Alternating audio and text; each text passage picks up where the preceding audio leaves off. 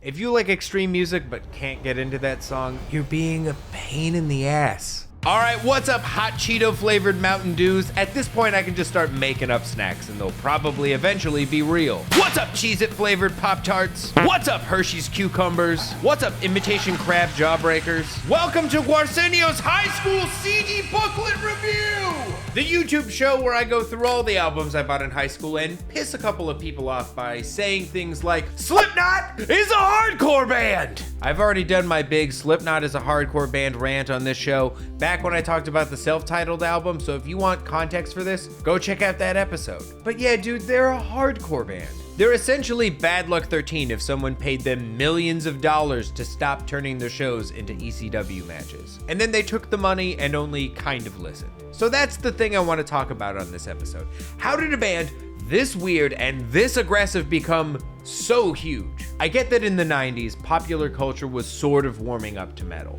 In 1992, Metallica is the biggest band in the world, and Cannibal Corpse and White Zombie have small cameos in movies, but this Arkham Asylum baseball team playing Conan and getting nominated for a Grammy is a huge jump. A song as brutal as the Heretic Anthem getting played on NBC is a time and a place. That's a one-time thing. It's never gonna happen again.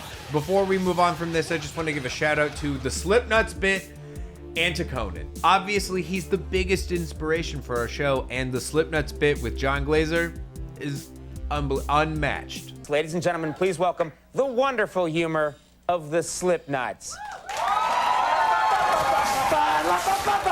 We're the Slipknots, slipping on nuts. It's so funny. Honestly, I don't know if any heavy metal joke will ever be that funny again. It's my favorite. And speaking of favorites, Iowa is my favorite Slipknot record. Their heaviest songs are on this album, but also their weirdest songs are on this album. The guitar tone and riffs are disgusting, and Corey Taylor sounds like he's being eaten by a shark on every song. The drums sound like car crashes, and honestly, the production in general is perfect for whatever the fuck this is. I also think People Equal Shit is a perfect song. If you like extreme music but can't get into that song, you're being a pain in the ass. It starts with a tidal wave of blast beats. It's got a caveman main riff and a gang vocal chorus where they literally say people equal shit.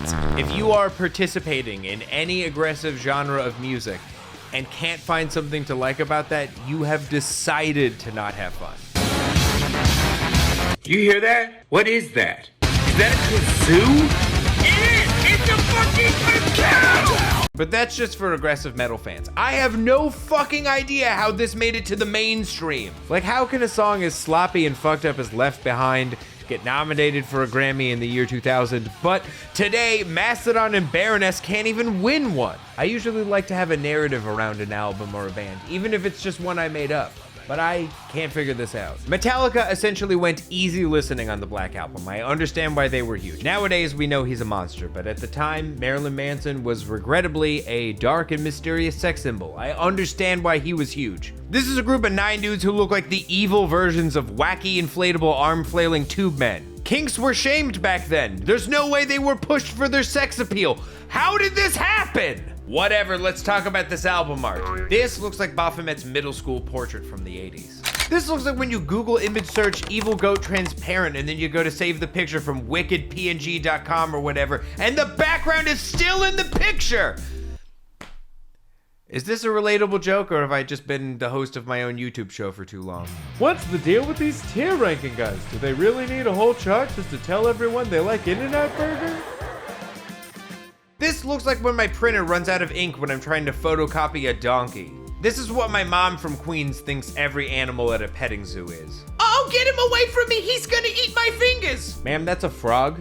This looks like a poster I would see on the wall of a Hebrew school that says, "You wouldn't download a shofar." For my non-Jewish friends, a shofar is a traditional Hebrew instrument made out of a ram's horn. This looks like a battle beast made out of impossible meat. Do you guys remember battle beasts? I'm 11 years old. This looks like 27 bats squished together like cookie dough in front of a column of pure alabaster. This looks like a shadow puppet someone made with their scrotum. So to sum up, I don't know how this got made, but I'm glad it did. Slipknot's a hardcore band. But yeah, that does it for this week's episode. Let me know what you thought of the album and call me a poser in the comments. Next week, we're doing Son of Sam. But that's a nice dog. It's 2 minutes to late night!